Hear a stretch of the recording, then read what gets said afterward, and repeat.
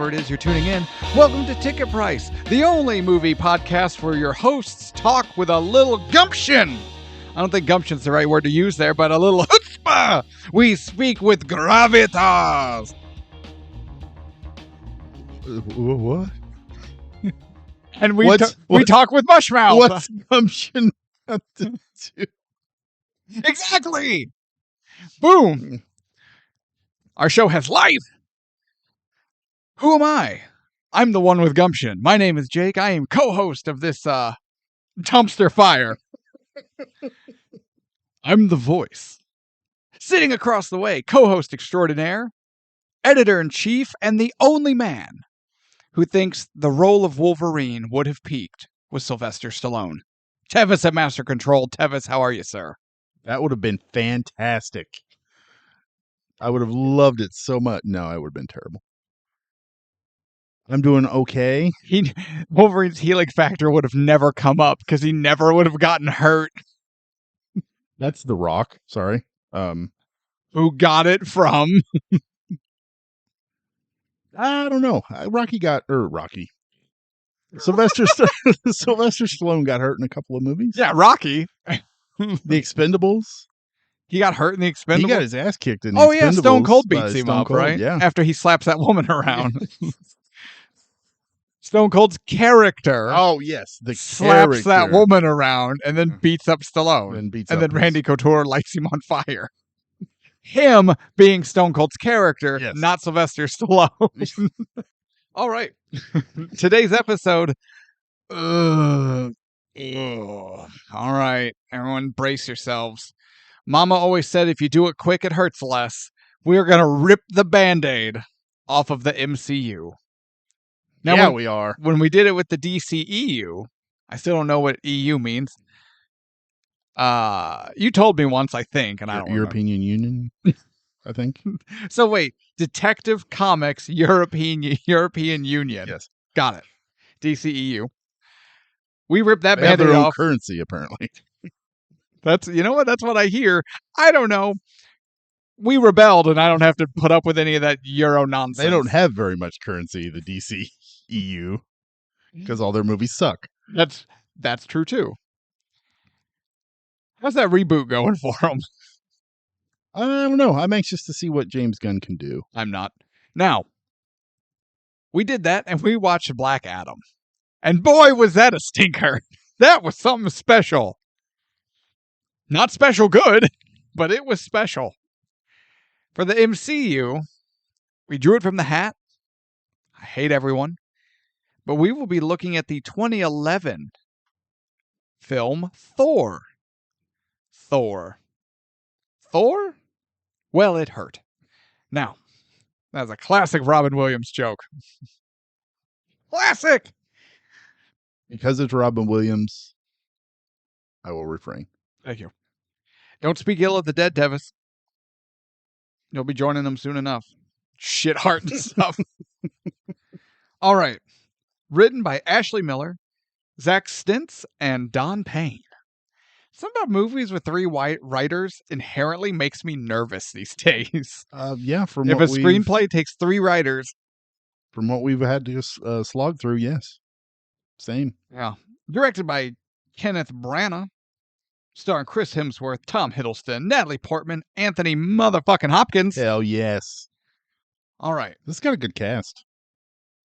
Yeah, but you know what? It's important to note or remember, Chris Hemsworth and Tom Hiddleston were mostly unknown. That is true. Mostly, yeah. So, budget time. Made with an estimated $150 million. And getting a worldwide gross of $449 million. Damn. MCU. Yeah. This is still pretty fresh, though, the MCU. Yeah, because what? It would have been Iron Man 1 and 2, The Incredible Hulk, then Thor. I think then Thor, yeah. Because, yeah, Cap was last to get a solo movie, and then it was Avengers. Correct. Yeah. Yeah, that's right. So this was still in the... Because when you pop in the movie, you have that Paramount logo that flies up, and I was like, wait a minute, what movie did I just put in? I was confused at first. I was very confused. And it's important to note, I guess, our caveat, because, we don't do sequels first. We do the originals first. But since this is not an Avengers movie, it's a Thor movie, right?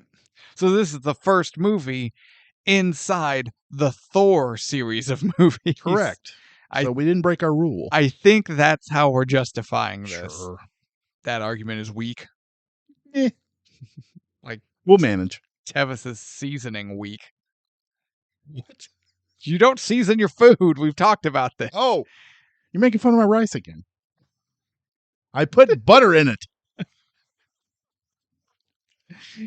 Wait, butter and a fork. That's all you need. Hey, wait, a butter? What the hell constitutes a butter? A stick. One whole stick of butter. That is too much butter. Paula Deen, man. Paula Deen. How do you cook it? Well, you simmer it in water for 15 or 20 minutes. Put it on the plate and add butter. And now we know why your heart sucks. Stop putting butter in everything. Yeah, why am I on blood pressure medicine? Stop measuring butter as a butter. The hell is the matter with you? There's 4 butters in the little container. I bought one of those packs of 4 butters. Yes. Got to unwrap each butter and throw it in. But on the little wax paper, it's got measurements on there. No. Never took the time to read it. Too busy unwrapping all butter. Yeah, I can't see it. That's too small. That writing's too small. Oh, your eyes suck too. Got it. My eyes suck. My heart sucks.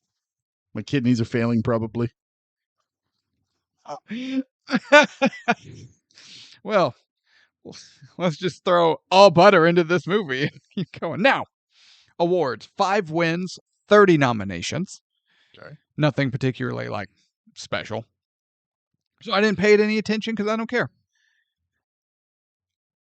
So, what is your history with this movie? I was a little reluctant to even watch the Thor movie because I was never a big Thor fan in the comics. Mm-hmm. I don't know. They're just...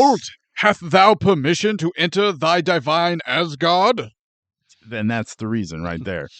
I don't know. It just never appealed to me. I didn't like the God characters, but I liked where the MCU was going, and this is the only movie I've ever seen in 3D. Really? Yes. Because there for a while, you couldn't see a movie if it wasn't in 3D. Did you just not go to the theater for like a 13-year period? I managed to not see one in 3D. But I finally, I was like, you know what? I'm going to go see something in 3D and see how it is. And it was fine in 3D. No, it wasn't. Don't lie.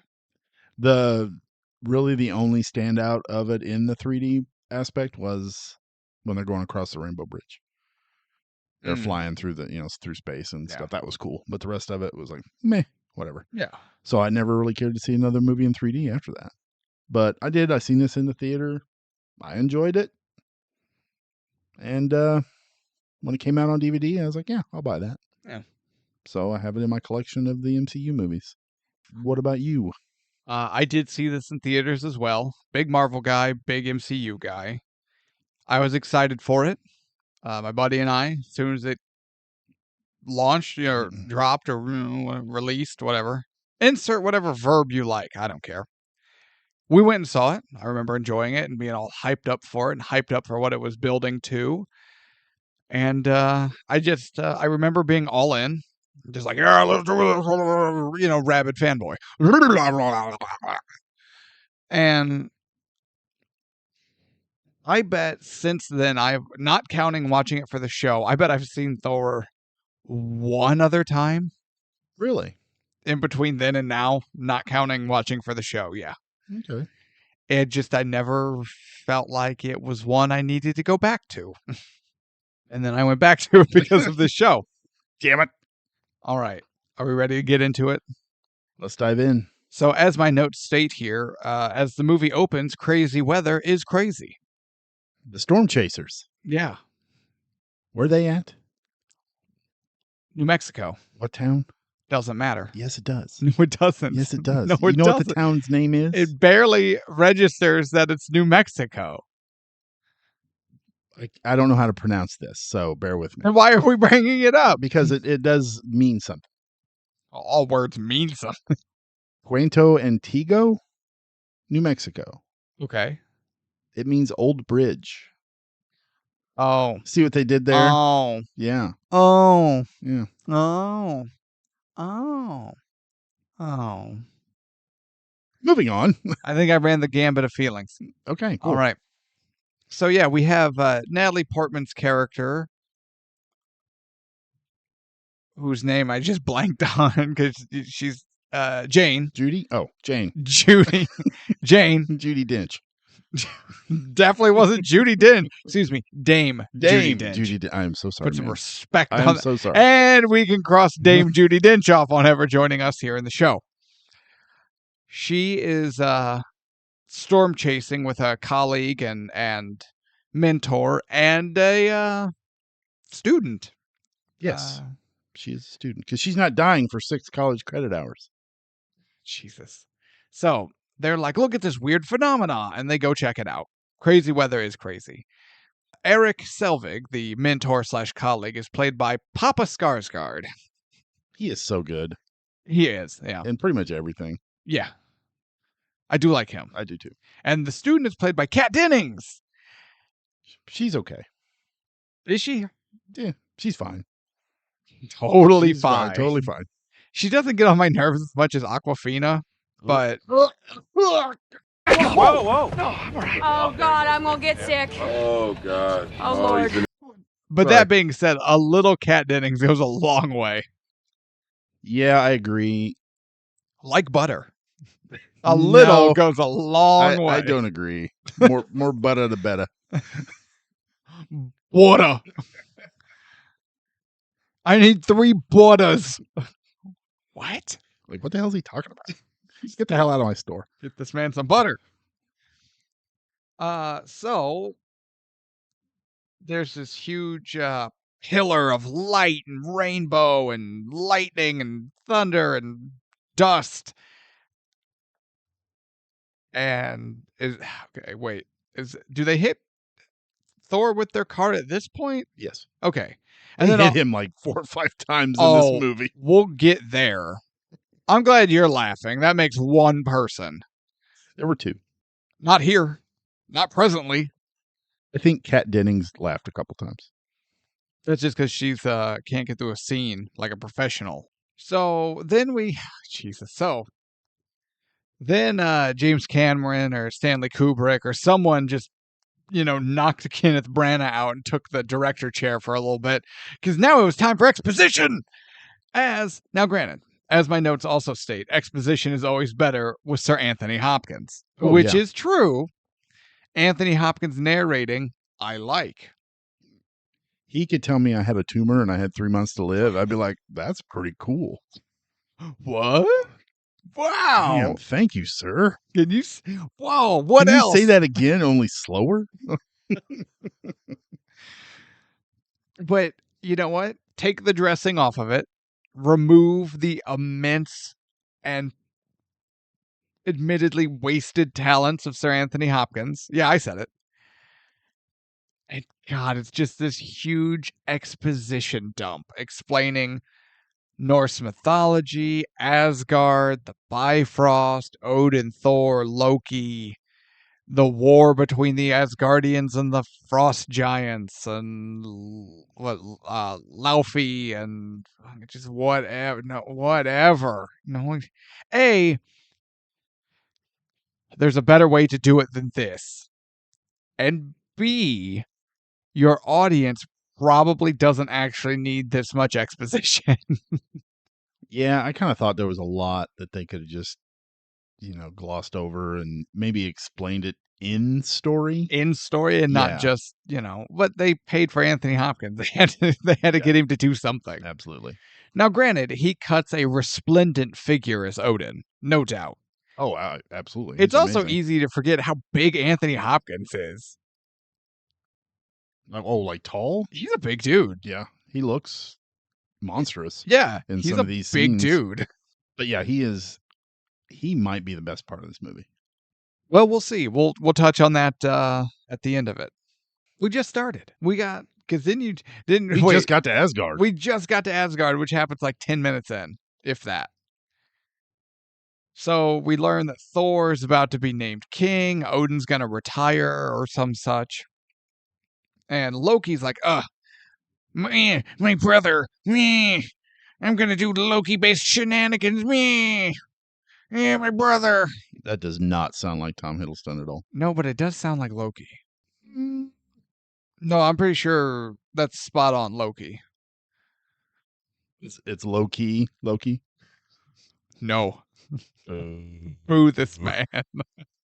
Low key Loki. Shut up. Get out. Everyone get your I hate that joke t-shirts out and boo this man. Please leave, sir. Grab all your butters and get the fuck out. Get you and your fucking butter stash and get out of here. You big butter bitch. No, just Loki's just kind of just like little fucking wiener. Just me. It's not everything needs to be about me. Me. I didn't think he was that bad at the beginning. At the beginning. So you're insinuating that we got there. At the beginning. So he's not there. He's not there yet. Yet, yes. I'll give you So some frost giants crash the party to steal their ancient weapon, and then a giant faceless, kind of just like the giant robot comes out and just incinerates them. And what? It's called the Destroyer, right? that. Correct. Can I pause here Sure. and just talk about how much I hate the Destroyer? Why? What a boring, passionless, pointless, just unnecessary blood thing.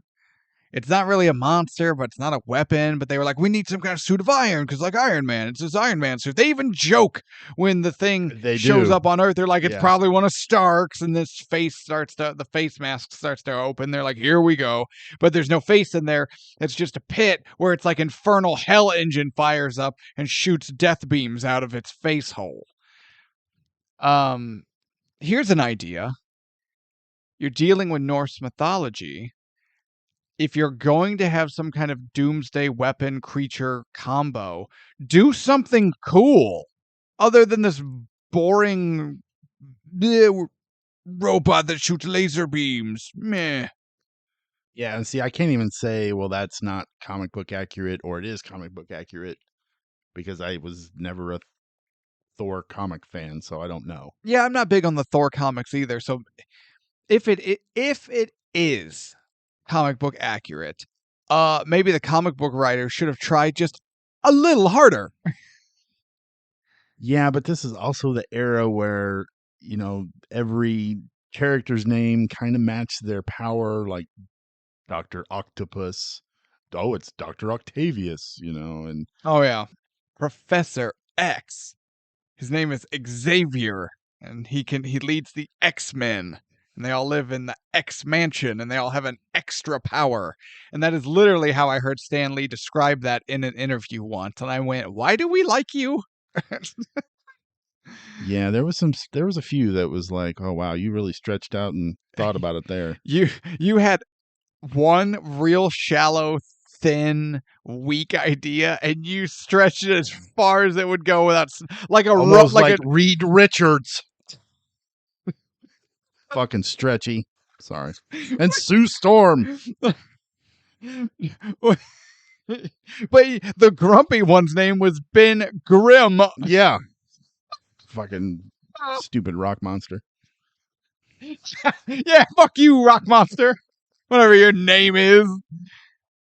I was about to make a metaphor or a simile as this idea is like a Dollar General rubber band, and they stretched that shit as far as they were comfortable before it would snap back and cut their eyeball out. Like what's her face and not 13 Ghosts. What was it? Oh, it's gonna bother me now. I have no idea. It was a horror movie remake from a black and white one. A bunch of people have to go to like a haunted house and try to stay the night to win money. House on Haunted Hill. House on Haunted Hill. Yeah, with Jeffrey Rush. Yeah. Yeah. And remember I can't think of her name, but we would know her She as played Jean Grey. Yeah. That violin string keeps tightening until it snapped and almost cut her freaking eyeball out. I forgot about that. But yeah, that was a good movie. I like that. We'll judge if it's a good movie when we pull it from the hat. I liked that movie prior to this show. So honestly, until we watch something for this show, I don't even. People are like, "What'd you think of this movie?" I don't know. I don't know if I'm allowed to like it. I'm a shattered shell of a man. Thank you. I don't know. Getting back to where somehow we got here. The Destroyer is just a weak, bland. It felt like a bunch of people in an office building went, "Oh, we need a giant suit of armor. It shoots lasers. That's what we're built on. Man in armor shoots lasers." And they were like, "All right." Yeah, that is. I mean, I give you that. It is kind of a weak. It does have one cool move though, but it only has one move. Yeah. Shoot beam from face hole. Oh no, there was a cool moment when you talking about the twisty do. Yeah, that was kind of cool. Yeah, well, but other than that, I'm like, okay, we'll talk about the twisty do when we get there. He just walks and shoots. Oh, so slowly. It's like one of those arcade games that are on rails and you have the guns, you know. House of the Dead and Time Crisis. Going so slow and you're out there shooting and having the great time, but yeah, in real life, it sucks. It sucks. They suck. I hate those games. So, Destroyer destroys. Killer kills. It's in the name. Kill. Destroy. So, Thor begins bitching a lot to Odin about how they need to rally the troops and go to Jotunheim and kill every single ice giant man, woman, and child. A little genocide. He wants to go full genocide on these people. He wants to go full Anakin Skywalker. I mean, yeah, a little bit. Yeah. And he's like, as king, and that's when Anthony Hopkins is but you're not king. Not yet. And Thor gets pissed and flips the table. Yeah. He's so good. Anthony Hopkins is so good. Yeah. Even when you can kind of tell he's phoning it in for a nice paycheck. There were a couple of moments in this movie that I'm like, oh, wow, that's pretty cool. I like that. Yeah. You talk about Anthony Hopkins? Yeah, absolutely. Yeah, okay. But then there's a couple other times I'm like, oh, okay. There's that phone call. To be fair, he's earned it. Oh, yeah. I agree. Yeah.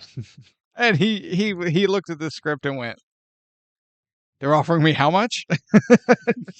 Yes. A big fat yes. Did you ever hear or read that interview from Michael Caine about Jaws 3?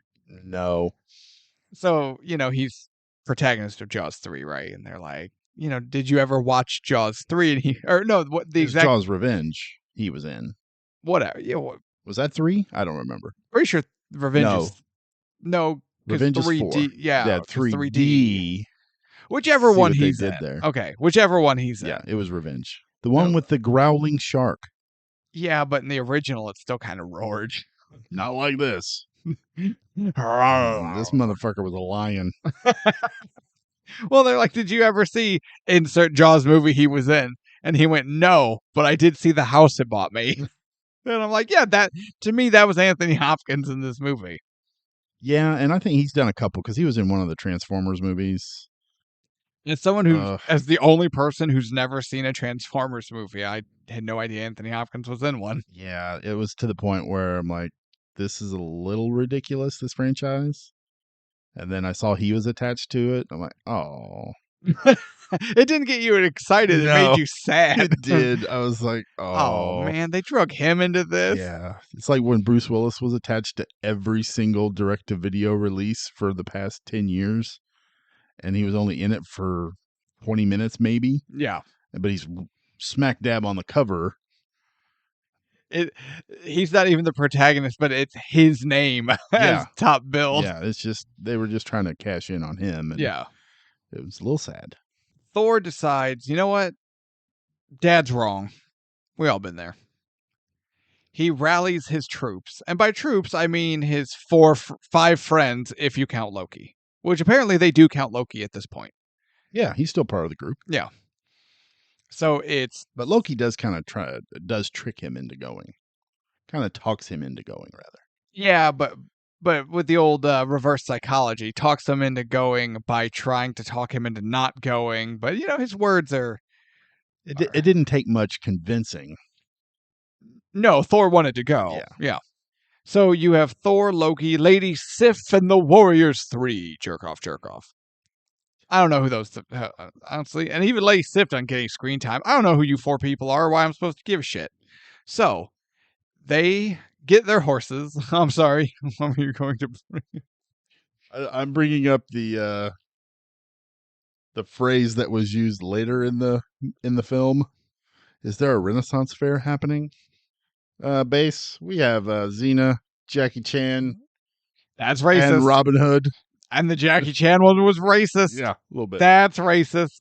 The only reason he said Jackie Chan is because that guy happened to be Asian, right? It had nothing to do with the fact that he's in like head to toe black armor with a flail and doesn't look or act or even remotely connect to Jackie Chan other than they're both Asian. That's racist. 100%. Should have known you'd connect with that line. Racist. So Loki and they're on the horses and they go across the Rainbow Bridge, which does look cool. Asgard looks cool. The Rainbow Bridge looks cool. Yeah. And then boom, surprise, Idris Elba. Oh, you can't go wrong with Idris Elba. I love him. Yeah, I do too. Yeah. He's fantastic. Even in this, which he doesn't really do anything. Which is why I think he didn't like the role too much. Because remember, when they killed off his character in Infinity War, he was pretty well done with this. Yeah. Because I don't think even through the entire franchise he does a whole lot. Ragnarok is probably the most he gets to do anything because he's leading the people to safety kind of thing. That's right. But we're digressing again. And so they approach and they're like, yeah, I mean, nobody knows what we're doing. It's just we ask him to open up, it'll be fine. It's no one knows what we're doing. We're not going to get trouble. It's totally fine. They approach. You're not dressed warmly enough. They're like, what? He's like, you're going to Jotunheim. It's a goddamn ice world. I know what you're doing. I literally see everything. Not everything, though. We do find out that apparently there are passageways through the realms and space-time and whatever that Heimdall does not see, which is how the ice giants get in. Yes. And he's curious. Whatever. Is there a difference? Yeah. Is there? One starts with an F, one starts with an I. You're the worst. And that would be kind of racist just to call them ice giants. God. Oh, excuse me. The Jotuns. Yeah, there we go. Would you prefer the to... Yotes? Nope, don't like that. I believe it's the Jotuns. Okay, do you feel it's less racially problematic if I refer to them as the Jotuns? No, I don't like that at all. Yeah, but that's their nationality. Well, we'll stick with ice giants. I'm frost giant. Ass. Insert cold blue-skinned giant here. Navi? No, Ice I'm Navi? talking about a different movie. Frost Navi. James Cameron? These frost giants could kick the Navi's ass. Could they? Yeah, I think so. Maybe. They don't really do anything except run around and jump off cliffs. Make this movie longer. As they're trying to tackle a holographic Loki. Oh, we're going to get... Okay, so Heimdall's like, look, I want to know how they snuck past me, so I'm going to do this for you. But no, my job is to protect the realm. So if bringing you home risks threatening the realm, I'm not going to do it. They're like, all right, no problem. They go to Jotunheim. Now, so Heimdall has just told both princes and then the 4 most decorated warriors of Asgard, whose names aren't Thor, that I'm going to let you die. And I feel like, as a guardian of the realm, he shouldn't do that? Because to guard the realm would also be to guard its people. And the king's going to be real pissed if you just watch his sons die and not do anything. I never thought of that, but yeah. But we get the line saying that if things go sideways, Heimdall will not open the bridge, and they will die very cold. So Thor and company, like the world's worst D&D group, trudge through the snow to the castle of Laufey. Laufey? Alfie. Laufey. Yeah. Lau.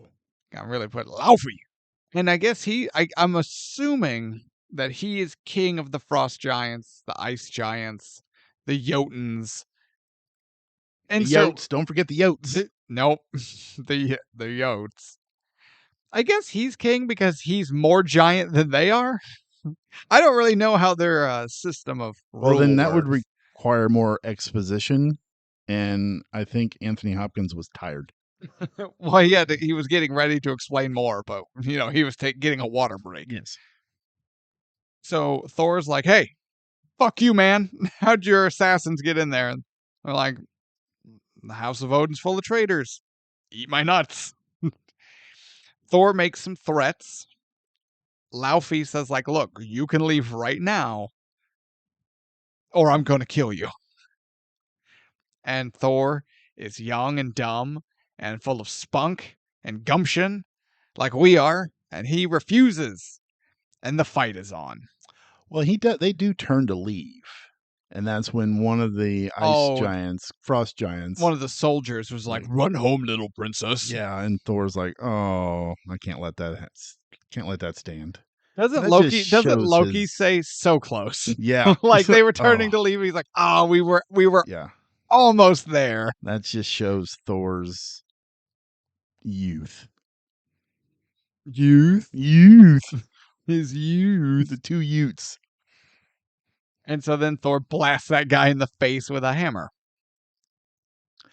I like this fight. I thought this was cool. And there were some creative moments in it that made me like Thor more than I thought I would. Yeah. I would have liked to have seen more creativity, but they did some cool things. It wasn't bad. But I don't know what the purpose of this fight was. They had to have one to spice up the movie because so many minutes into the movie you have to. Other than that, I don't think there was really. Every X amount of minutes, there has to be some kind of combat. Yep. Because what we got here is, oh, yes, Thor apparently is an outstanding warrior who is crazy powerful, which happens when your dad is Odin. And his hammer's strong, and he summons lightning and does some cool stuff. And at no point is he in jeopardy whatsoever. He one-hit kills every single frost giant he encounters. Then Laufey wakes up that big monster thing, which that was cool. Yeah, I like that. And then Thor literally flies through its mouth and out the back of its head, killing it in one shot. While everyone is running for their lives because they're all about to get overwhelmed and die. But Thor couldn't be more okay. Why are they running? Well, because who was the Robin Hood guy? He got stabbed. He's got the curly mustache and the rapier. Yes. Eat my ass. So he got stabbed. Nom, nom, nom, nom, He's that injured. guy. And the fat one gets the ice burn. Yeah, he gets a little bit of a frostbite on his arm. So they are like, fuck this. I'm out. And then, yeah, Thor, like, dismantles everybody else. Like, I think they could have left, and Thor still would have just dealt with this by himself. I agree. So now the armies of Laufey are coming, and I got a little confused here. Thor smashes the hammer down and delivers a lightning strike. That completely collapses every ounce of ground. Yeah, every square inch of ground for miles. It was enormous.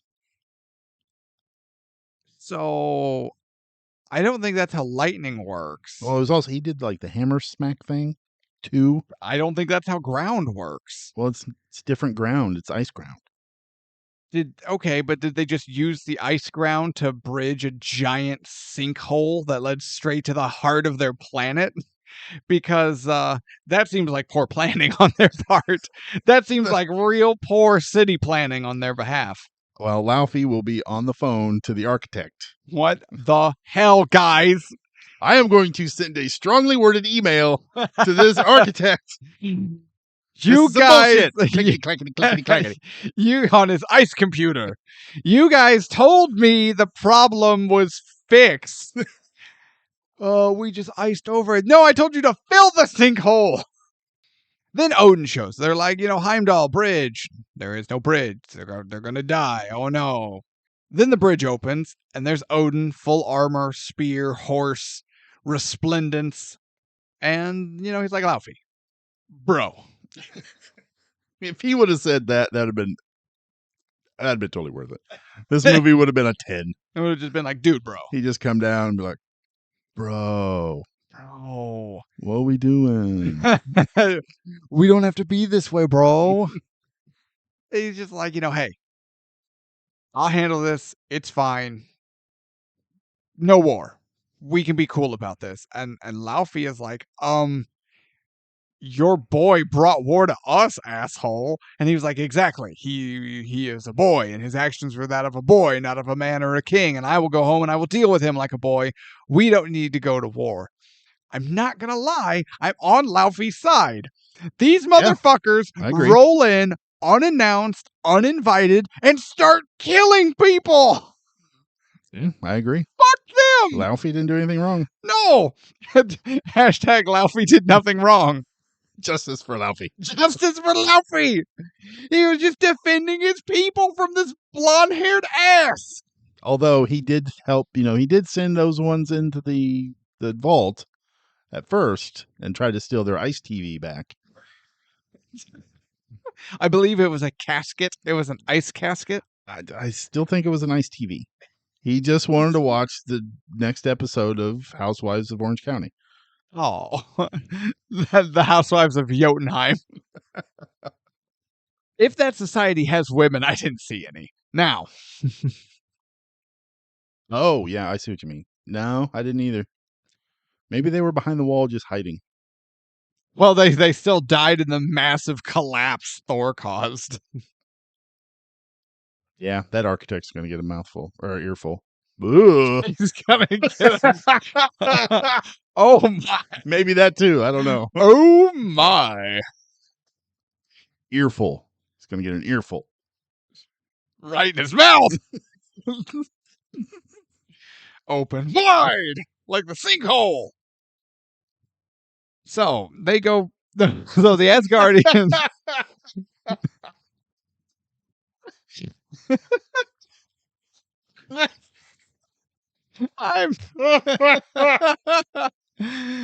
Oh shit! I'm dying. Like Laufey's people. Justice for Tevis.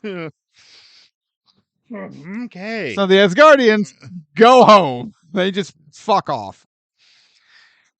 So then he's like, Father, what are you doing? We could have stopped them. He's like, you're starting a war. He's like, yeah, a war we could finish. He's like, no, you little feet. I'm next to the Swedish chef here. Man,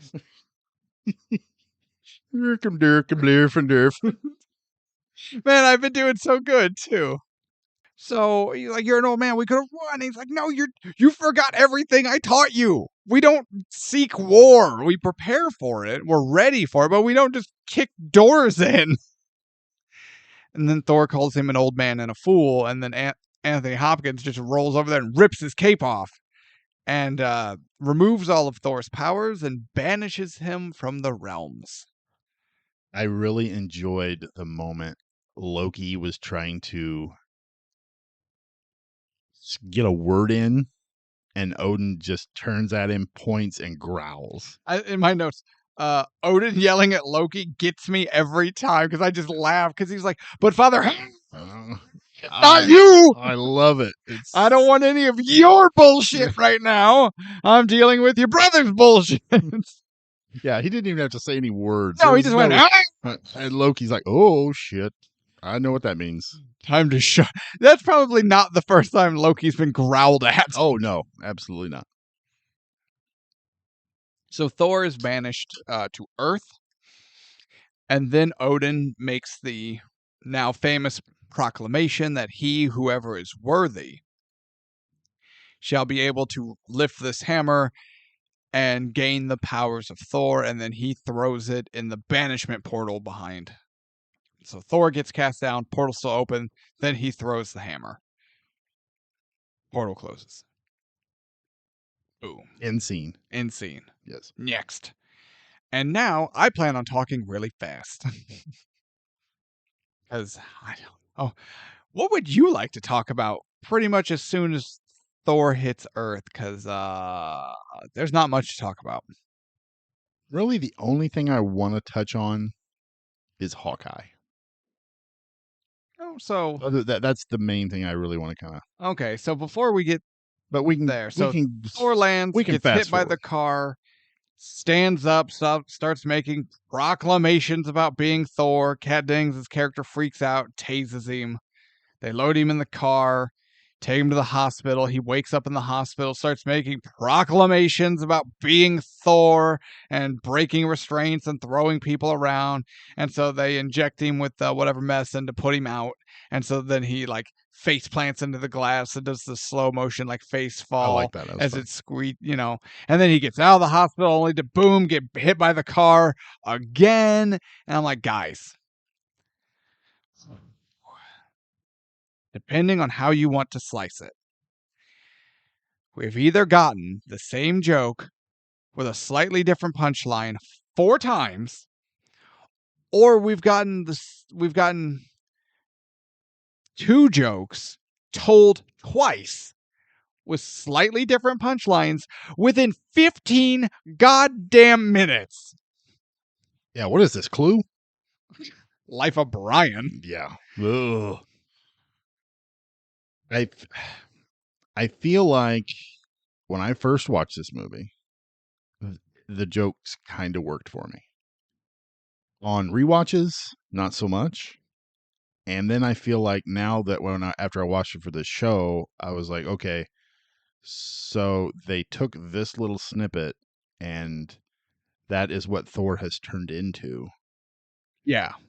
And Ragnarok was pretty heavy, but Love and Thunder was extremely joke heavy to the point where it was dull. Yeah, but we're not talking about those. Those don't exist right now. I know. I just want to say that is the section of the Thor that we get transformed into later down the road. So we learn Loki's actually a frost giant, and he starts having existential crisis. Thor and Jane fall in love.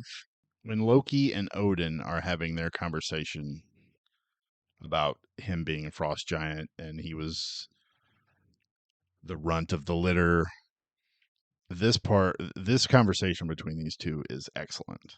Oh yeah, this is the only acting in this whole movie. This man, when Loki is trying to get Odin to tell him, and he just screams out, "Tell me!" You can just feel the need for him to know and his desperation, and it's fantastic. Yeah. Tom Hiddleston is fantastic in this moment. Yeah. Oh yeah. So anyway, Only bit of acting in the whole movie. pretty much.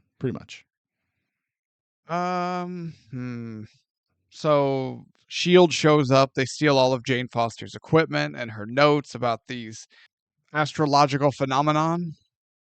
And so Thor's like, I'll get it back. No worries.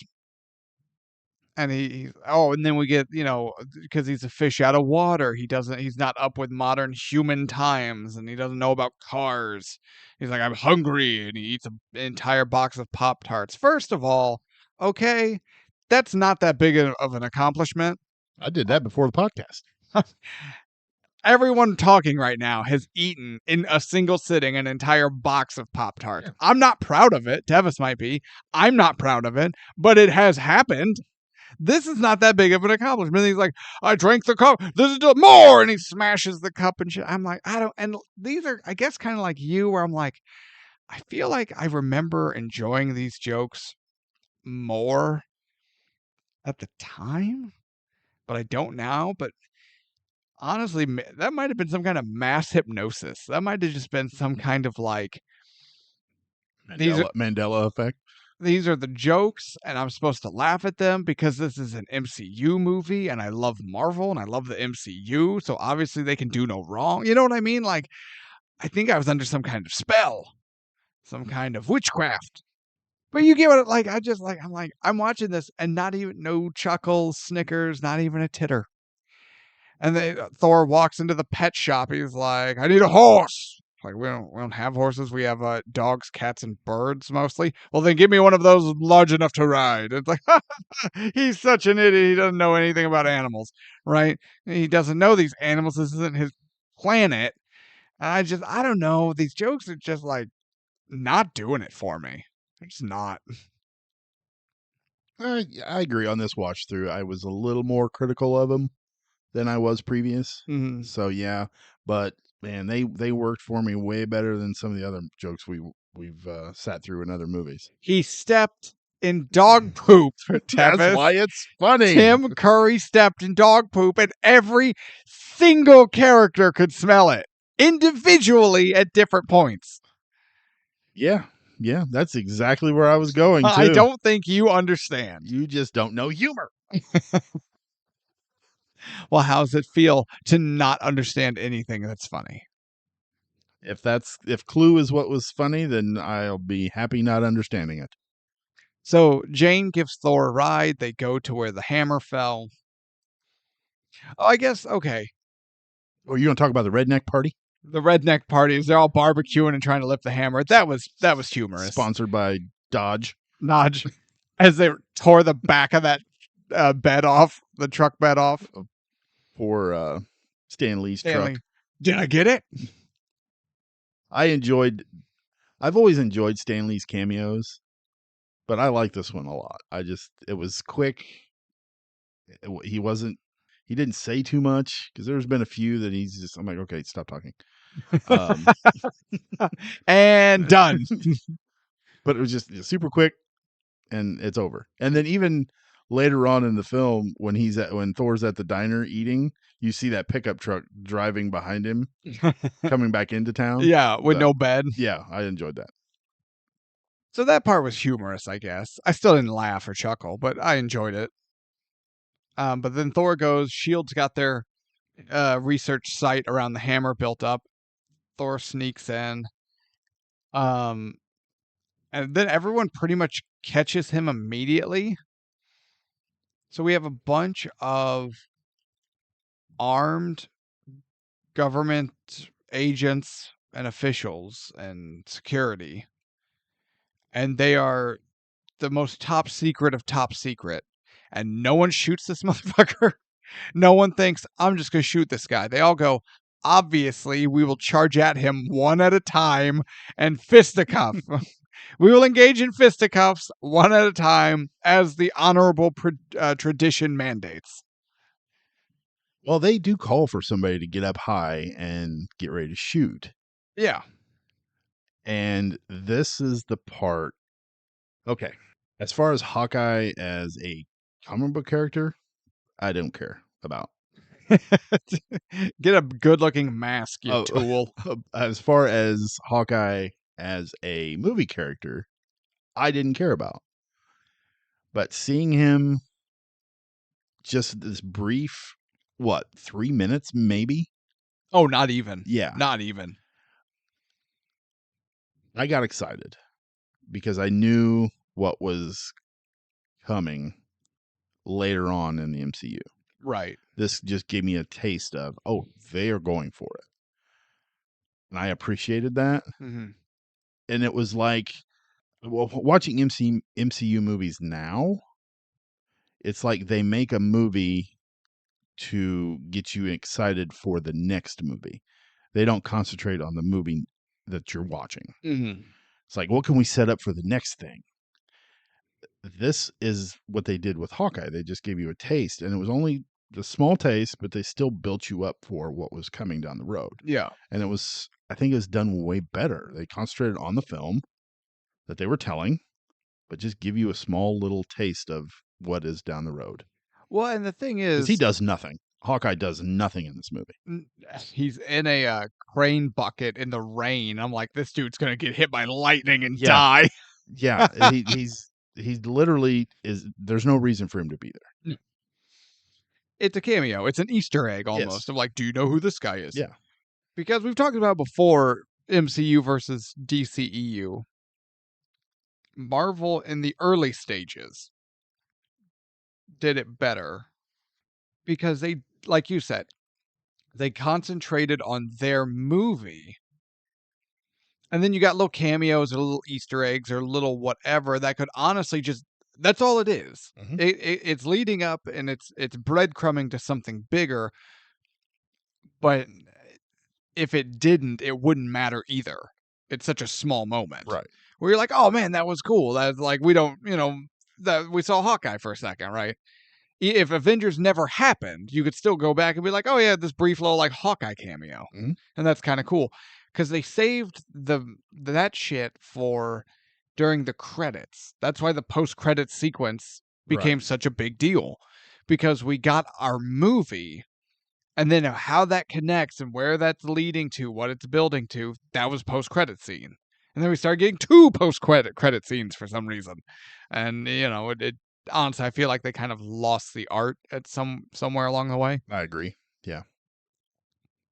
Yeah, if this was a DCEU movie, Thor would have been joined by Iron Man and Captain America halfway through the movie, and they would have done like a 2 or 3 minute cameo, fought some bad guys and flew off, and then, a couple more people would have came in, and it would have been just a big jumbled mess. Yeah.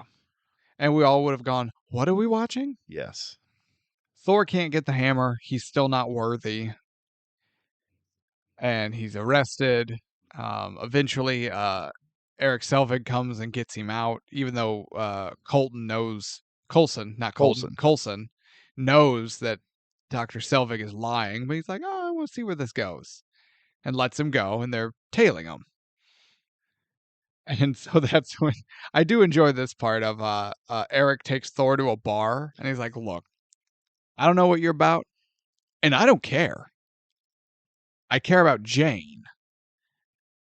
I got you out. We're good. We're going to have a drink, and then you're going to leave town. And so Eric orders some Boilermakers, and they start drinking. But neither one of them puts the glass down, so they just keep trying to chug these Boilermakers. They look at each other out of the corner of their eye. And they're just like, are we doing this? It's kind of turning this like, are you stopping? I'm not stopping. Are you stopping? I'm not stopping. And we're doing this. It's on.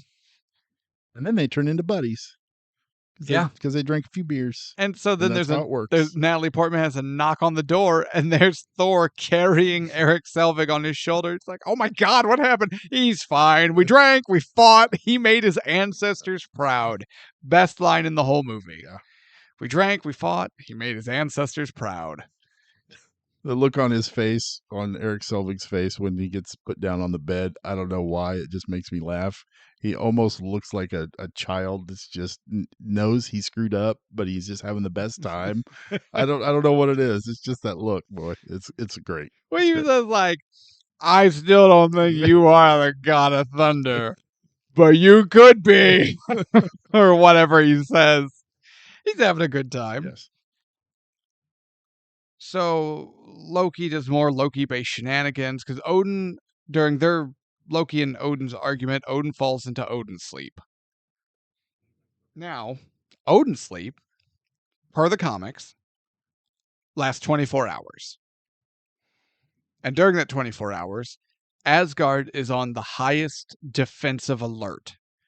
Because pretty much as soon as Odin goes into Odin's sleep, every single enemy of Asgard somehow, I guess they get a text. I don't know. Like everyone just is on some kind of email list. They get a phone call. I don't know. But they all know as soon as Odin goes to sleep. And so for 24 hours, Asgard is under siege as every enemy they have just sends waves and waves of people at them or monsters or whatever. And so it's just like, oh yeah, it's just Thor and company and all the defenses of Asgard in a big brouhaha as they just defend their home. And then Odin wakes up and everyone's like, oh shit, the old man's up. And they slink off. So they make mention that Odin had been putting it off for so long. Now that he's in Odin's sleep, they're not sure if he'll actually wake up. He might just be a vegetable. Stay there forever. And so now Loki is king. And Loki goes to Thor, tells him, their father's dead, and his mother forbids Thor's return, and, just Loki shenanigans. So the Lady Sif and the Warriors 3 decide, no, we need to bring Thor home. This isn't right. And so they go to Earth. And then Loki's like, these damn people, I told them, no one's using the Bifrost. No one's leaving Asgard. We got to get this shit figured out. So he sends the Destroyer. And the Destroyer's mission is to kill Thor. And, you see the Destroyer drop. And then, Coulson and S.H.I.E.L.D. show up. And that's when we talked about earlier. They're like, oh, is this one of Stark's? I don't know. Is this... Yeah, he never tells me nothing. That guy doesn't tell me nothing. And then the Destroyer starts destroy. And, man, he gets to that town quick. Yeah, as slow as that sumbitch is. He just, slowest Michael Myers ass, Jason Voorhees walking ass, just dum-dee-dum-dee-dee-dum-dee-dum-dee-dee. But he gets to that town quick. Where now our penultimate battle of the movie takes place. But now you've got Thor, who's just a man, so he's not even fighting. So it's Sif and the guys trying to distract the Destroyer long enough for the town to evacuate. And they're not doing great, the Warriors and Lady Sif, because they can't stop him. Yeah, they get thrown around pretty bad. Now, they distract him, and he's bent down. The Destroyer is pretty much getting ready to execute the fat one. What, Holstad? Sure. Helmsgard? I don't know. Yeah, right. I don't... Whatever his name is. It doesn't... Helm's Deep's son? Yeah. I have no idea. So he's... Gimli's son. So he's bent over getting ready to Fatly. Just point... I don't know why I laughed at that. Why did I laugh? I have no idea. Boo this man! But he's going to point blank incinerate Chubbs. And that's when Lady Sif comes with her spear and stabs it through the back of the head and out his neck and I got you, bitch. And they're celebrating. And then the whole being of the Destroyer just rotates. So the front of his body is now at the back and the back is now at the front. So instead of being bent over forwardwards to kill the one, he's now a world limbo champion looking upward, right? It's the best way I can describe that. He's like Neo. Yeah, right? Yeah. And then Lady Sif goes, oh, and bails as the thing breaks the spear. And then Thor shows up. He's like, I can't let everyone die. He's like, Loki, I don't know why I did this, but I'm the reason, just kill me. Let everyone else live. It's fine. And then it does this meaningless, the robot turns to walk away. And then sucker punch backhands Thor. Bitch slap almost. And I'm like, why? Why did they do it like that? Well, they're trying to bait you into thinking Thor got to Loki. So Loki's like, Destroyer, come back. But then swerve. Yeah. Swerve, bitch slap. And the swerve slap. And the stuntman with the terrible wig goes flying backwards. How dare you? That wig was just fine. It was terrible. Your wig is terrible. That wig was just fine. Yeah. How happy you think Chris Hemsworth was when they finally gave Thor a haircut and he could just keep it short from now on. And then not make him dye his eyebrows. Do you notice his eyebrows were super blonde? Or platinum. Holy shit. Some scenes you could barely see them past his skin tone. I honestly thought they shaved his eyebrows in a couple of scenes. I'm like, this poor bastard's walking around. No eyebrows. With no eyebrows. So yeah, it swerve slaps Thor, which granted, they're and it sends him flying backwards and that's enough to kill him. But he's just a dude, so I get that. Totally fine with that. No problems whatsoever. Yeah. But then, Jane's like, no, can't die. And he's like, it's cool. You're safe. Everyone's safe. And then he dies, right? I But think that was in the script, word for word. Herb. And then he's like, I love Herb. Derp for derp. I love you, Herb. There it is. So he dies, but boom, swerve again. He doesn't die. He's in his dying sacrifice. He's worthy. And the hammer chooses him. And it flies to him and he catches it. Now, he did not summon the hammer. He did not call for the hammer. No. The hammer just went, he's worthy, it goes to him. So theoretically, if someone else on planet Earth was worthy, would it have just left and gone to them? And Thor would have just been stuck there to die? Well, okay, he died, right? Or Is this Thor we know? He only mostly died. He wasn't wondering- completely dead. He was just mostly dead. He was on the verge? Yeah. Okay. Because I kept thinking, Great band. is the zombie... The verge. Is the Thor we know now, is he a zombie? Well, no, you can be resurrected without being a zombie. You're still a zombie. No. Nope. Plenty of other ways to be resurrected without necromancy or Resident Evil science nonsense. Well, I guess it involves a crow. So, anyway. That movie sucks. I like that movie. That movie was so bad, it killed Bruce Lee's son. Jesus Christ. Oh, another resurrection. Oh!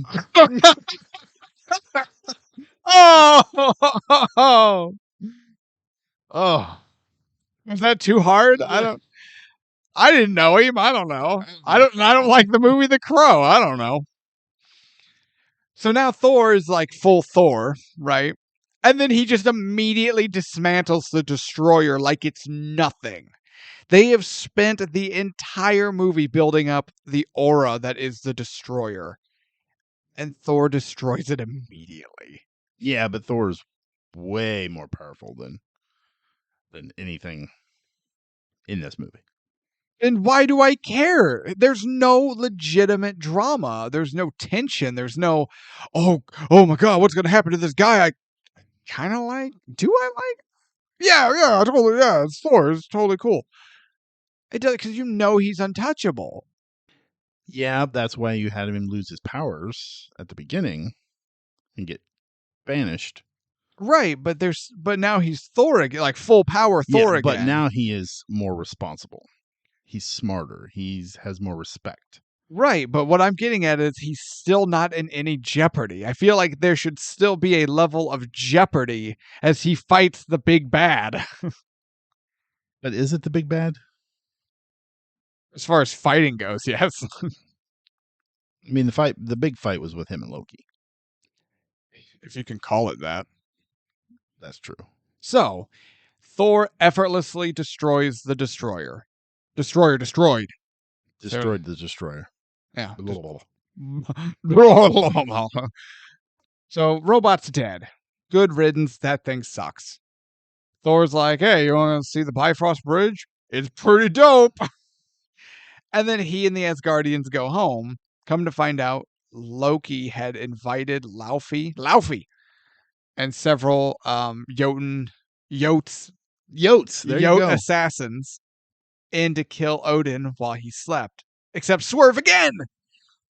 It was all a trap to show that Loki is worthy to be king, because Loki saved Odin, because he kills Laufey and the assassins, the Yote assassins. The assassin Yotes? The Assassins. The Yosins. Right? And then it's like, haha, I'm a hero. Right? Not really. And then Thor comes home. And he's like, what in the hell have you been doing? And then he and Loki get into this fight, I guess.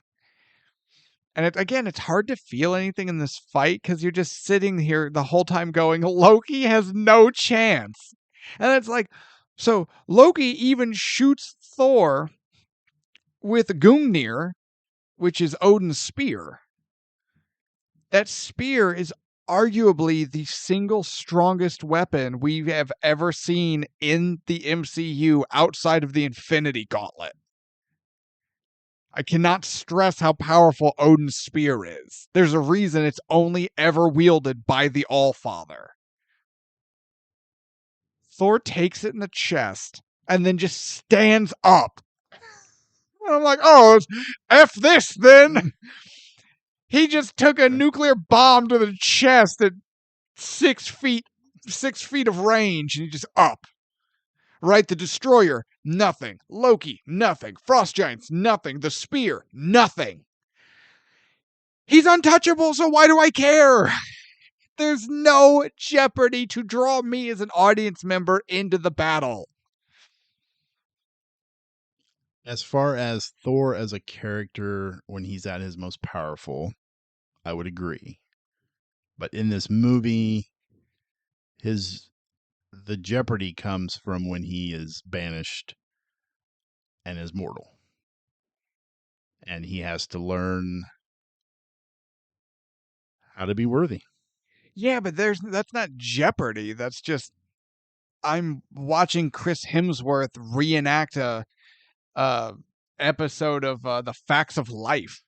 Just waiting for Miss Trudy to show up and just now Thor beep beep beep beep beep pew, right? Hot Facts of Life reference. It's not Jeopardy. It's boring. I would not have guessed that the Facts of Life would have been brought up on this pod. So then in the episode of Gunsmoke, there, is that better?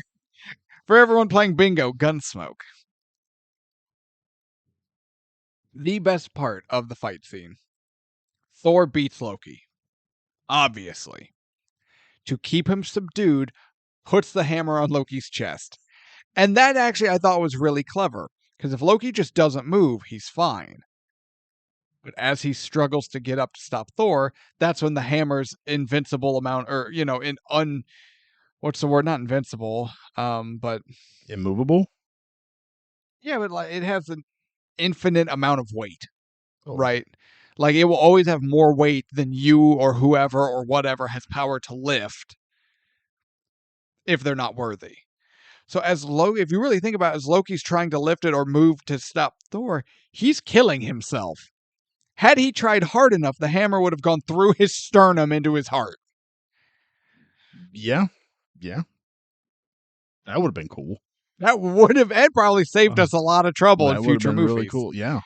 So Thor destroys the Bifrost Bridge because Loki has the Bifrost Bridge set from stun to kill and has it just open on the planet of Jotunheim.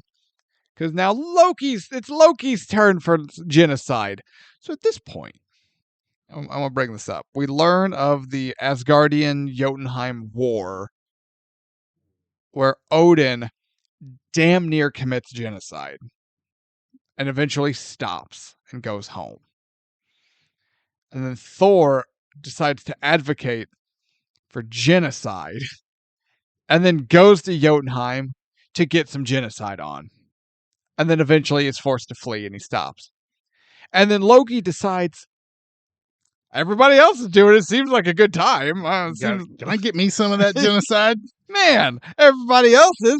It's the Loki show. Yeah, I'd like a side of genocide, please. Yeah, I didn't get to commit any genocide. And so he opens the Bifrost Bridge, which we learn through some expositional dialogue that doesn't matter, that if the Bifrost is open for too long, its unbridled power will destroy a planet. It's like a Death Star, but much slower. Still kind of had an exhaust port, though. It's photon torpedo, but that's a separate issue. So Thor, the only way to stop the bridge is to destroy it. And Thor does that, and then there's an explosion, and Thor and Loki almost fall and die. But who catches them? Daddy Odin. He's awake. And he's had enough of their bullshit. I take a nap, and you two destroy almost 3 planets. Congratulations. I'm disappointed in all of you. I also feel like, what's her name? The mom, whose name I can't remember. I feel like she could have intervened at literally any stage in the game and smooth things out. I really feel like she could just step in and be like, hey, knock it off. And that credits. Yeah, she doesn't really do a whole lot, does she? No, she's not even really a character until the second movie. Yeah, and then she's only in that one to die. Right. And then, boy, it's too little too late. Yeah. Like, but that's the second movie's problem. So Odin saves them. And Loki's like, Dad, I could have done it. I could have been proud of you. You could have been proud of me. I would have made you proud. Something about pride, and I don't know.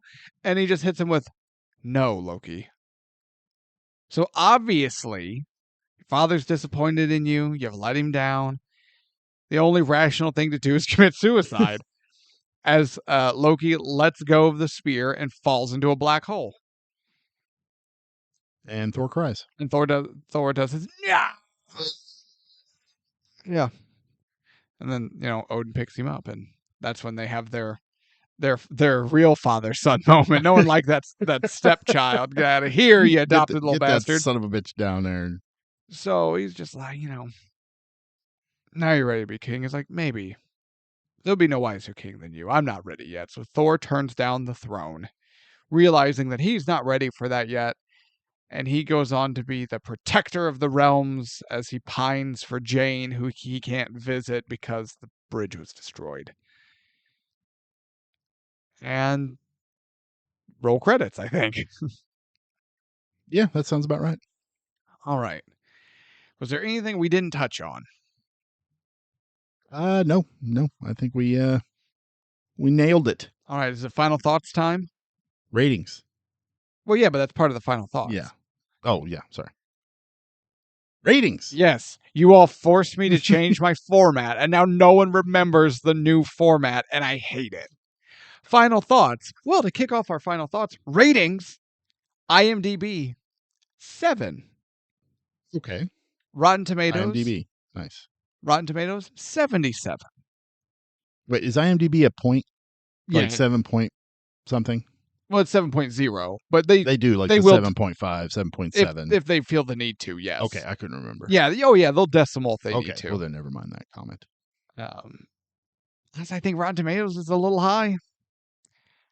Thor for me was a high 60s, high 6 into a low 70s. So like a 6.5 to a 7.2 or 3. Somewhere in there. For me personally, I think those are a smidge high. I like the Rotten Tomato one. You think 77? I think 77. C plus? Yeah.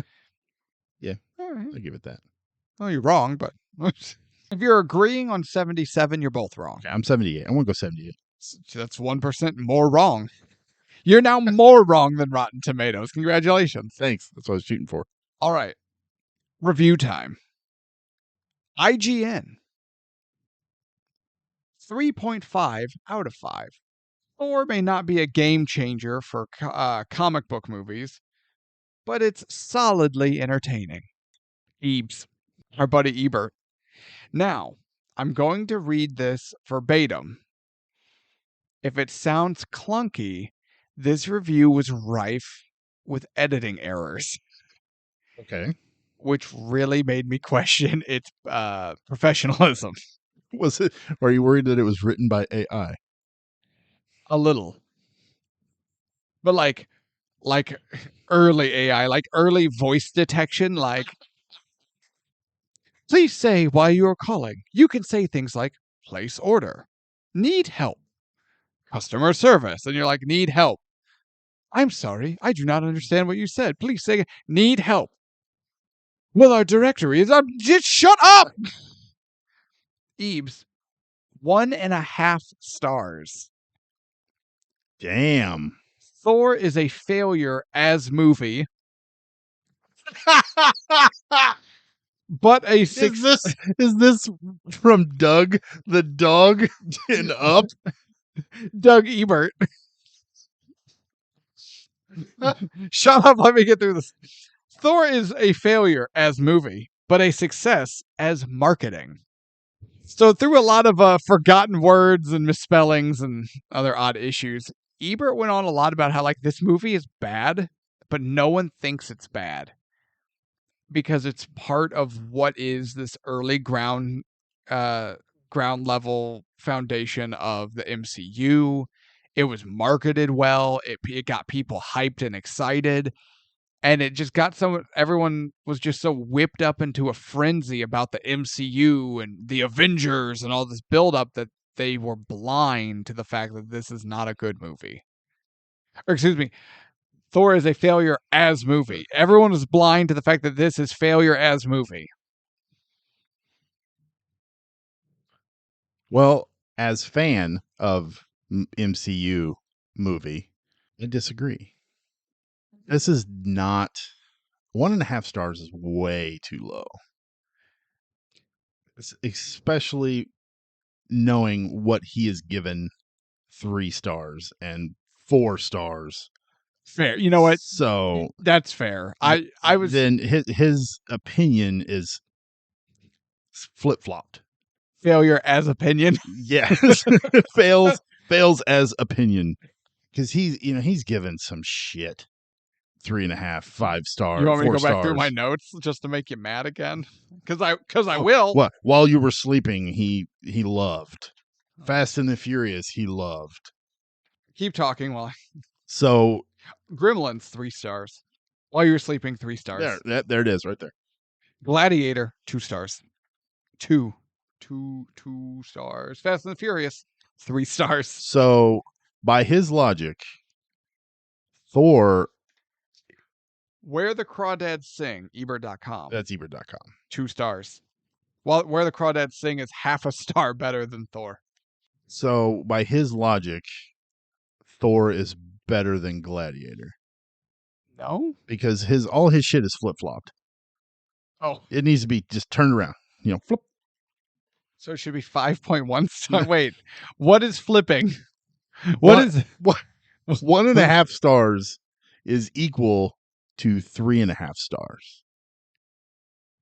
I'm sorry, because if you're giving While You Were Sleeping 3 stars, oh, right, that shit was fucking terrible. If you're giving Fast and the Furious 3 stars, I'm sorry, that shit was fucking terrible. Thor is far better than either one of those two combined. Does it have its problems? Yes. Either one of those two combined with what? With themselves. Shove that car up Sandra Bullock's ass. That's the combination I'm looking for. I think there's a website for that. It's German, but the sister site has a cup in it. I don't know what that means. Lame. I'm here for the cup holders. Oh. All right. Continue. I can't. I can't right now. You want me to talk a little? Go ahead. Okay. Let me compose myself a little bit. All right. You get your shit together. You bring up some really good points, actually. Surprisingly, admittedly. Do I think Rotten Tomatoes 77 is too high? I do. Is 1.5 stars too low? Yes. Is 3.5 stars too high? Yes. I think Thor is not a great movie. It's not a terrible movie. It's not an unwatchable movie. It's not a good movie, though. I don't think it is. It's boring and it's slow. It's exposition heavy. And this is a prime example when people ask me, what do I think about certain kinds of movies? I'm like, is it an origin story? Because if it is, I don't like that. I don't like origin stories. They're slow and they're boring, and I do not care because they're just trying to spoon feed you so much exposition because no one has figured out how to do a goddamn origin story, which actually is incorrect, and I'll touch on that here in a second. But then I'm just like, I got it. He's Thor and God of Thunder, Norse mythology, and oh shit, it's real. Just shut up. Shut up. I don't care. This movie's fight scenes are lame and pointless. The jokes are tired. And then they just get exhausted because we get to sit through them multiple times. This movie bores me as a comic book movie fan. It bores me as an action movie fan. It bores me as a movie fan. I'm sorry, Thor is not good. And then when you look at, which granted, in us looking at just this film, The rest of the MCU doesn't exist. The other Thors don't exist. So by itself, in a vacuum, Thor is not good. And then you look at the other Thor movies and you go, Thor has never been good. And again, maybe that's just me, and I'm okay if it is. I don't care. 1.5 stars, again, midly too low, but we don't rate things by that nonsense. We ask one simple question. Is it worth the ticket price? Thor is not worth the ticket price. It's just not. There's so many other movies that people could watch, and it would just be better. We were talking about proper ways to do origin stories. Sticking with MCU, so we can kind of do more of an apples to apples comparison, right? T'Challa's Black Panther. That's how you do an origin story. We're not spoon-fed exposition after expositional point and this and that and the blah, blah, blah. And I don't care anymore. Everyone just keeps talking to me about information and names and dates and places. I do not care. It's like the world's worst history class, right? But think about Black Panther as he was introduced into the MCU. He was brought to life in Captain America Civil War, the third Captain America movie. He and his father were prominent characters. And we get T'Challa's backstory for his solo movie as almost a B plot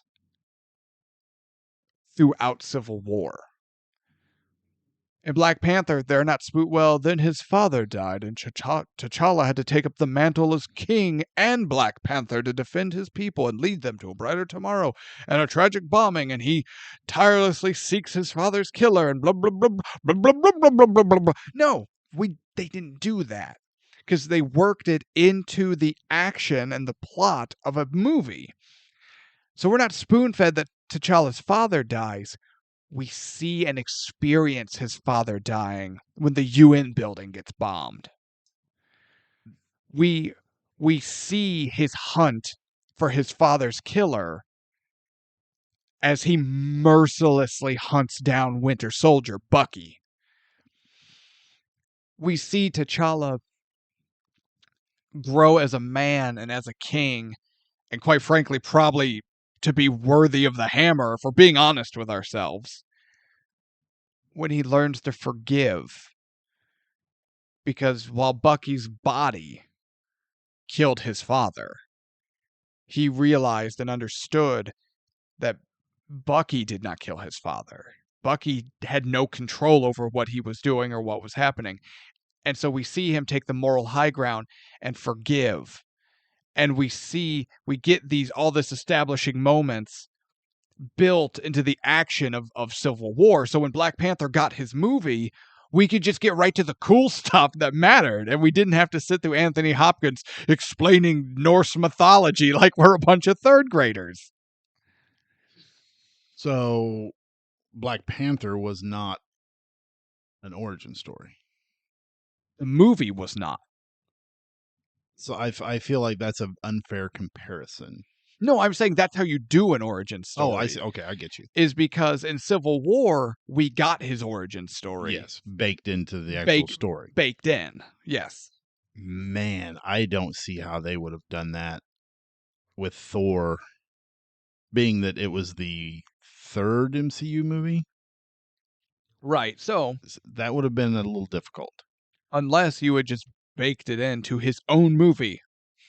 Yeah, but then we're talking Zack Snyder's Justice League 4-hour cut. Are we? How much of that shit was relevant? Anthony Hopkins' whole spiel was pointless. It could have been done in snippets and camera cuts as we look at this massive video game city, right?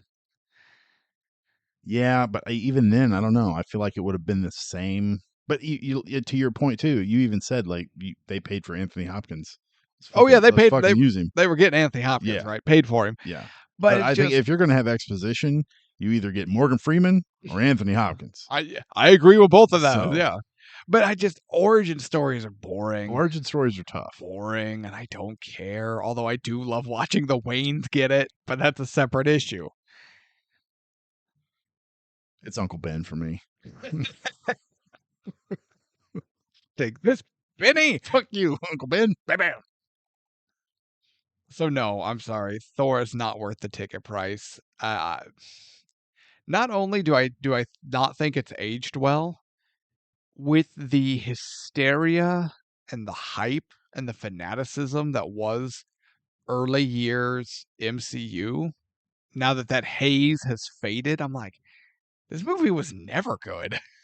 And I can admit that as an MCU fan. Now you needed a minute to compose yourself. Are you composed? Somewhat, yes.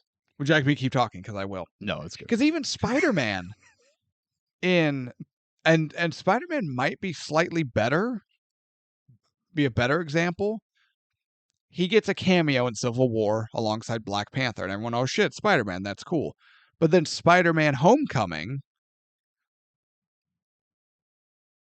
we don't see the spider bite. No, it's mentioned, he's already Spider-Man. but he's already doing shit. We learn about Uncle Ben because I believe either Aunt May or Peter, both of them are just like, he was having some troubles, and he's like, man, I miss Uncle Ben. I do too. And they hug it out. Now we know there was an Uncle Ben, and he is gone, and he is missed. Single sentence. But they don't even mention how he dies. Because it doesn't matter. No. It doesn't matter. At the end of the day, as much as we may enjoy watching an old man get gunned down in the streets because we're psychopaths, it doesn't matter, right? The spider bite is mentioned, but we don't need to see it because it doesn't matter. Unless it's Miles slapping a White Castle slider off of his hand, it doesn't matter. That's how you do an origin story. Miles? Yeah. Yeah, but I'm trying to keep it within the confines of the MCU, so it's more apples to apples. Yeah. But Into the Spider-Verse is fantastic.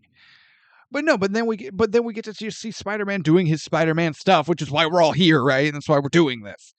But then we learn more about his character and his friends and his shit and his girlfriend and her girlfriend's crazy dad, who's fantastic, right? But it's like, yeah, we can just like touch on it briefly, just enough on the points that matter for our audience to understand, but we don't have to waste a bunch of time and money and dwell on it and just bog everything down. So how do you feel about that example? That one's better. Because there's no actual story already baked into the Civil War of Spider-Man. Right. It's just, hey, look, I'm Spider-Man, and he does Spider-Man shit and then goes away. But then he gets his own movie. That one is way better, I think. I do like the fact that it would have been cool just to come in, meet Thor. He's doing Thor shit. No backstory, none of the exposition. I can do without that. But it's Kenneth Branagh. He's not a great director. His name means nothing to me. I don't. He directed Hamlet, and he's a big Shakespeare movie director guy. Cool. I appreciate him as an actor way more than I do as a director. What did he do as an actor? Shakespeare stuff? He was in Valkyrie. I don't know if I've seen that. It doesn't ring a bell. You know what? All I did was I wrote down his directed movies. He did that Frankenstein with Robert De Niro. You ever see that? Yeah, that's a tough watch, though. Terrible, that's not a good movie. He did a Jack Ryan movie with Chris Pine and Kevin Costner. Okay, sure. That was meh. Yeah. It was okay. It was fine. But anywho, yeah. I feel like if they had a stronger director, this movie could have turned out way different. But a lot of our qualms are not the directing, or at least a lot of my qualms. It's the writing. This movie had 3 writers, and they spoon-fed by the shovel load, by a Tevis's butter measurement load, exposition into our rice. And I'm like, why is there so much exposition in our rice? And I feel like they tried to get as much from the comics into the movie as possible without actually getting the comics into the movie, if that makes sense. They're just the exposition was just, hey, look at all this backstory, look at all this lore. This is really cool. This character's been around forever, but we don't really want to show it to you. Right. And that kind of bothered me a little bit. And that sucks. Yeah, I agree with that. Yeah. But again, it's Anthony Hopkins, so he could read me the phone book and be like, yes. I mean, agreed, but for me, I think I enjoyed this movie more this time than I did the first time I watched it. I knew the jokes coming ahead of time, so some of them were kind of cringy. A few actually worked for me. he was freaking me out. Does anybody know CPR? Because I totally know CPR. Look, She didn't bother me so much. Little Cat Dennings goes a long way. I thought the action scenes were good. The special effects were pretty awesome in some scenes. Chris Hemsworth is phenomenal as Thor. I like him as the God of Thunder. I like him as just Dr. What's his face when he's just the human. He's very charming. I love his accent. I feel like fangirling. I feel like there? Jane right now. Oh my god! I don't know if we can trust your judgment anymore. You're like, oh my god! Is it hot in here? Or is it just me? Is your sock on fire? Something's on fire. Oh my god! Oh my god! You know, the cast is good. I enjoyed everybody in the cast, even what's her face, Kate Dennings. Is that her name? Kat? Oh, Kat Dennings. Yeah. Okay. Never mind. I don't like her. all it took was an E. Yep. You know, usually I like people more with a little E, but I don't know what that means. I'm not going to explain it. So no, I enjoyed this movie way more. I don't know what that means.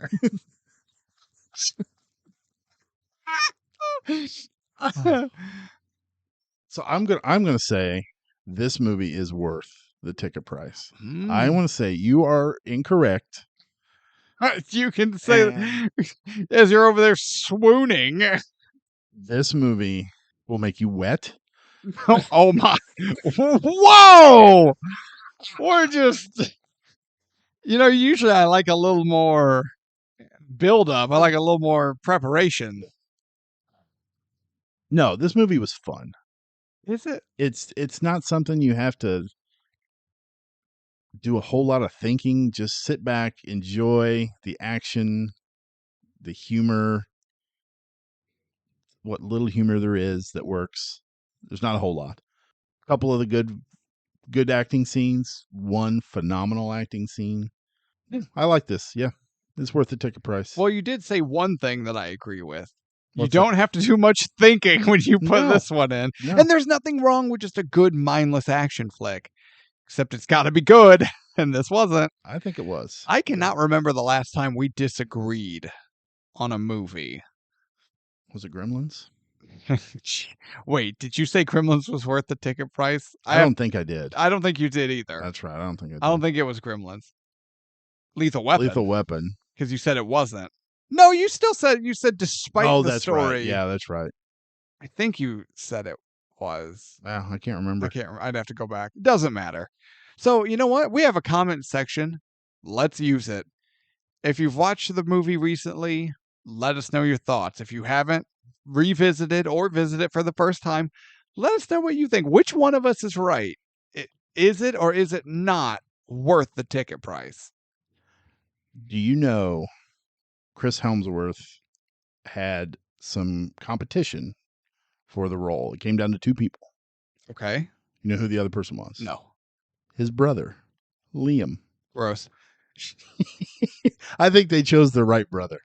Yeah. It would be like Patrick Swayze, Chris Farley with Ghost, and it's his brother, Don Swayze, up for the role. It's like, you better pick Patrick. You know, I honestly don't have any beef with Liam, and the few things I've seen him in, he's been fine. It's fine. He's just meh. But no, yeah, it's Chris. Like, yeah. And also Chris looks more Nordic than. Oh yeah, 100%. Yeah. Honestly, I thought you were going to say one of the Skarsgårds, and I've been like, yeah, I get that. No, Tom Hiddleston did audition for Thor, for the Oh. role of Thor. But they're like, no, you're Loki. Yeah, but he's probably made way more money and fans as Loki Oh, I agree. than he would have as Thor. I agree. Yeah, he's perfect as Loki. Oh, yeah. All right. Well, everyone, that was Thor. Where's the hat? Hat time. I got it. You got it. He's digging in the hat, digging in the hat, digging in the hat, digging in the hat, Okay. digging in the hat. Still digging in the hat. Digging. I love this joke. Jesus Christ. Okay, I got it. Jesus. Okay. He pulled a movie out of the hat. Tom Hanks. Yeah, I'm in. Okay. Wait. It's mid 90s or later Tom Hanks, right? Because anything early 90s, 80s, I can't stomach. I'm not gonna lie to you. It's later 90s. Okay, Yeah, I'm in. later 90s. Yep, I'm Yeah. in. Michael Clark Duncan. No! I've been making this joke for weeks! No! It's the Green Mile. Yes! I'm worried. I'm not gonna lie. Oh, I'm just fully erect! So am I, but I was thinking of You're thinking of Chris Chris. Hemsworth. So Ooh, Green Mile. I'm stoked for that one. What are we talking about? I'm sorry, I got lost. all the blood rushed out of my head, so I don't know. Yeah, I got real dizzy. All that's my sexy. Your wife is so lucky. Don't I know it? And it's jokes like this is when I come home and she'll have just listened to an episode and goes, please don't mention me in your podcast. All right, everyone. I'm Jake. That's Tevis. We're Ticket Price. That was Thor. Tune in next week as we look at Stephen King's Green Mile. The Green Mile, baby. I'm excited. And as always, be good out there. If you see crazy lightning, don't drive near it. Don't be in a bucket scoop. And don't run each other over with cars multiple times. It's not funny. It's not